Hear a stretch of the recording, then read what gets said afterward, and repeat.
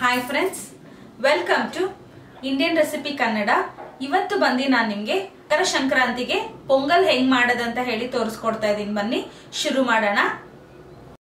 ಇವಾಗ ನಾನು ಸ್ವೀಟ್ ಪೊಂಗಲ್ ಮಾಡೋದಕ್ಕೆ 1 ಗ್ಲಾಸ್ ಅಷ್ಟು ಹೆಸರು ಬೇಳೆ, 1 ಗ್ಲಾಸ್ ಅಷ್ಟು ಅಕ್ಕಿ, 2 ರಿಂದ 3 ಸ್ಪೂನ್ ಅಷ್ಟು ತುಪ್ಪ, ಬೆಲ್ಲ ಬಂದು ನಾನು 2 ಗ್ಲಾಸ್ ಅಷ್ಟು ಬೆಲ್ಲ ತಗೊಂಡಿದ್ದೀನಿ, ಗೋಡಂಬಿ, ದ್ರಾಕ್ಷಿ, ಏಲಕ್ಕಿ ಪುಡಿ ಇಷ್ಟನ್ನು ರೆಡಿ ಮಾಡಿ ಇಟ್ಕೊಂಡಿದ್ದೀನಿ. ಇವಾಗ ಸ್ಟವ್ ಮೇಲೆ ನಾವು ಪ್ಯಾನ್ ಇಟ್ಕೊಳ್ಳೋಣ. ಪ್ಯಾನ್ ಬಿಸಿ ಆಗಿದ ತಕ್ಷಣನೇ ತುಪ್ಪ ಆ್ಯಡ್ ಮಾಡ್ಕೊಳ್ಳೋಣ. ಒಂದು 3 ರಿಂದ 4 ಸ್ಪೂನ್ ಅಷ್ಟು ತುಪ್ಪ ಆ್ಯಡ್ ಮಾಡ್ಕೊಳ್ಳಿ.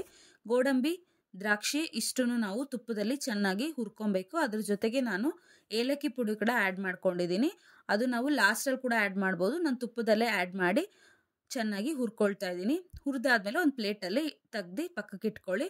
ಅದೇ ಪ್ಯಾನಲ್ಲಿ 1 ಗ್ಲಾಸ್ ಅಷ್ಟು ಹೆಸರು ಬೇಳೆನ ಚೆನ್ನಾಗಿ ನಾವು ತುಪ್ಪದಲ್ಲೇ ಹುರ್ಕೊಳ್ಳೋಣ.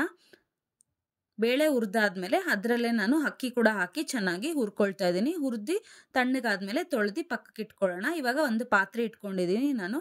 ಅದರಲ್ಲಿ ನಾನು ರೇಷಿಯೋ ಬಂದು ನೋಡಿದ್ರೆ ನಿಮಗೆ 1 ಗ್ಲಾಸ್ ಅಕ್ಕಿಗೆ 4 ಗ್ಲಾಸ್ ಅಷ್ಟು ನೀರು ಹಾಕಬೇಕು, 2 ಗ್ಲಾಸ್ ಅಷ್ಟು ಬೆಲ್ಲ ಹಾಕಬೇಕು. ಇದೇ ರೇಷಿಯೋ. ನೀರು ಹಾಕಿ ಚೆನ್ನಾಗಿ ಸ್ವಲ್ಪ ಬಿಸಿ ಆಗಿದ ತಕ್ಷಣನೇ ಅದ್ರ ಜೊತೆಗೇನೆ ನಾನು ಒಂದು ಚಿಕ್ಕ ಗ್ಲಾಸಲ್ಲಿ ಹಾಲು ಹಾಕಿದ್ದೀನಿ. ಹಾಲು ಹಾಕೋದ್ರಿಂದ ಏನಾಗುತ್ತೆ, ಹಾಲು ಮತ್ತು ನೀರು ಚೆನ್ನಾಗಿ ಕಾದ್ಮೇಲೆ ಉಕ್ಕಿ ಬರುತ್ತೆ. ಉಕ್ಕಿ ಬಂದಾದ್ಮೇಲೆ ನಾವು ಆ ಟೈಮಲ್ಲಿ ಏನು ಮಾಡಬೇಕು, ಅಕ್ಕಿ ಮತ್ತು ಬೇಳೆನ ಎರಡನ್ನು ಹಾಕಿ ಚೆನ್ನಾಗಿ ಮಿಕ್ಸ್ ಮಾಡಿ ಬೇಯಕ್ಕೆ ಬಿಡಬೇಕು. ಬೇಯಕ್ಕೆ ಸ್ವಲ್ಪ ಟೈಮ್ ತೊಗೊಳುತ್ತೆ. ನಾವು ಪಾತ್ರೆಯಲ್ಲಿ ಮಾಡೋದ್ರಿಂದ ಚೆನ್ನಾಗಿ ಕುದಿ ಬಂದು ನಿಮಗೆ ಅನ್ನ ಮತ್ತು ಅಕ್ಕಿ ಮತ್ತು ಬೇಳೆ ಎರಡನ್ನೂ ಕೂಡ ಚೆನ್ನಾಗಿ ಬೇಯೋ ತನಕ ನೀವು ಚೆನ್ನಾಗಿ ತಿರುಗಿಸ್ತಾನೆ ಇರಬೇಕು. ಅವಾಗವಾಗ ಮಿಕ್ಸ್ ಮಾಡ್ತಾಯಿರಿ, ಯಾಕಂದರೆ ತಳ ಹಿಡಿಬಾರ್ದು. ಅದಕ್ಕೆ ಮಿಕ್ಸ್ ಮಾಡ್ತಾಯಿರಿ. ಚೆನ್ನಾಗಿ ಅನ್ನ ಬೆಂದ ಮೇಲೆ ಆಮೇಲೆ ಏನು ಮಾಡಬೇಕು, ನಾವು ಒಂದು ಪ್ಯಾನ್ ಇಟ್ಕೊಬೇಕು.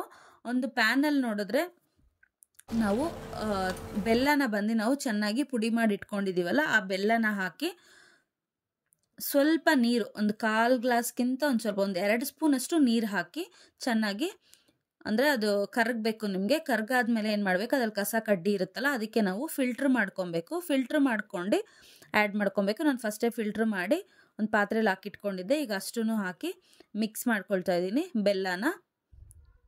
ನೀವು ಬೆಲ್ಲ ಮಾಡಬೇಕಾದ್ರೆ ಕಲರಾಗಿರೋ ಬೆಲ್ಲ ತಗೊಳ್ಳಿ. ಅಂದರೆ ನೀವು ಪೊಂಗಲ್ಗೆಲ್ಲ ಬಂದು ನಾನು ಕಲರ್ ಕಮ್ಮಿ ಇರೋದು ಹಾಕಿದ್ದೀನಿ, ಅದಕ್ಕೆ ನನಗೆ ಪೊಂಗಲ್ ಬಂದು ಸ್ವಲ್ಪ ಕಲರ್ ಕಮ್ಮಿ ಇದೆ, ಬಟ್ ಟೇಸ್ಟ್ ಚೆನ್ನಾಗಿದೆ.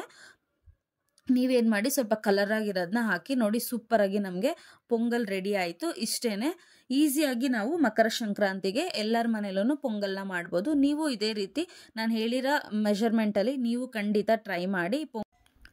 ಪೊಂಗಲ್ಲು ಒಂದು ಸ್ವಲ್ಪ ನೀವು ತೆಳ್ಳಗಿರಬೇಕಾದ್ರೇ ನೀವು ಸ್ಟವ್ ಆಫ್ ಮಾಡ್ಕೊಬೋದು. ಯಾಕಂದರೆ ಬಂದು ಪೊಂಗಲ್ಲು ಆ ಪಾತ್ರೆಲೇ ಅರ್ಧ ಬಂದು ಬಿಸಿ ಇರುತ್ತೆ. ಅದರಿಂದ ಏನಾಗುತ್ತೆ, ನೀವು ಇಳಿಸಿದ ತಕ್ಷಣವೇ ಒಂದು ಅರ್ಧ ಗಂಟೆ 1 ಅವರ್ ಏನಾಗುತ್ತೆ, ಫುಲ್ ಗಟ್ಟಿ ಆಗಿಬಿಡುತ್ತೆ. ಅದರಿಂದ ನೀವು ಸ್ವಲ್ಪ ತೆಳ್ಳಗಿರಬೇಕಾದ್ರೇ ಪೊಂಗಲ್ನ ಇಳಿಸ್ಕೊಂಡು ನೀವು ಸರ್ವ್ ಮಾಡ್ಕೊಳ್ಳಿ ಬಿಸಿ. ಇವಾಗ ಲಾಸ್ಟ್ಗೆ ನಾವು ತುಪ್ಪದಲ್ಲಿ ಗೋಡಂಬಿ, ದ್ರಾಕ್ಷಿ ಮತ್ತು ಏಲಕ್ಕಿ ಪುಡಿನ ಆ್ಯಡ್ ಮಾಡಿ ಚೆನ್ನಾಗಿ ಮಿಕ್ಸ್ ಮಾಡಿಕೊಂಡ್ರೆ ಸೂಪರಾಗಿ ನಮಗೆ ಪೊಂಗಲ್ ರೆಡಿ ಆಗುತ್ತೆ. ನೀವು ತುಪ್ಪ ಜಾಸ್ತಿ ಬೇಕಾದರೂ ಹಾಕೊಬೋದು, ಫ್ಲೇವರ್ ಇನ್ನೂ ಜಾಸ್ತಿ ಇರುತ್ತೆ, ಟೇಸ್ಟು ಕೂಡ ಚೆನ್ನಾಗಿರುತ್ತೆ. ಸೂಪರಾಗಿ ನಾವು ಇವಾಗ ಪೊಂಗಲ್ ಮಾಡಿದ್ದೀವಿ. ಆ ಪೊಂಗಲ್ನ ನಾನು ಟೇಸ್ಟ್ ಮಾಡ್ತೀನಿ, ಹೆಂಗಿದೆ ಅಂತ ಹೇಳಿ ನೋಡೋಣ. ಬಿಸಿ ಬಿಸಿ ಇದೆ.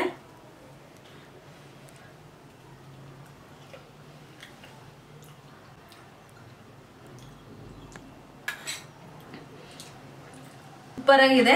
ಬಟ್ ಆದ್ರೆ ಪೊಂಗಲ್ ಬಂದು ಸ್ವಲ್ಪ ಕಲರ್ ಕಮ್ಮಿ ಆಯ್ತು. ಅಂದ್ರೆ ನಾನು ಹಾಕಿರೋ ಬೆಲ್ಲ ಬಂದು ಕಲರ್ ಆಗಿರೋದು ಹಾಕಿದ್ರೆ ಇನ್ನೂ ಕಲರ್ ಆಗಿ ಬರ್ತಾ ಇತ್ತು. ಸೂಪರ್ ಆಗಿ ಬಂದಿದೆ. ನೀವು ಇದೇ ರೀತಿ ಹಬ್ಬಕ್ಕೆ ಪೊಂಗಲ್ನ ಮಾಡಿ. ಎಲ್ಲರಿಗೂ ಹ್ಯಾಪಿ ಮಕರ ಸಂಕ್ರಾಂತಿ.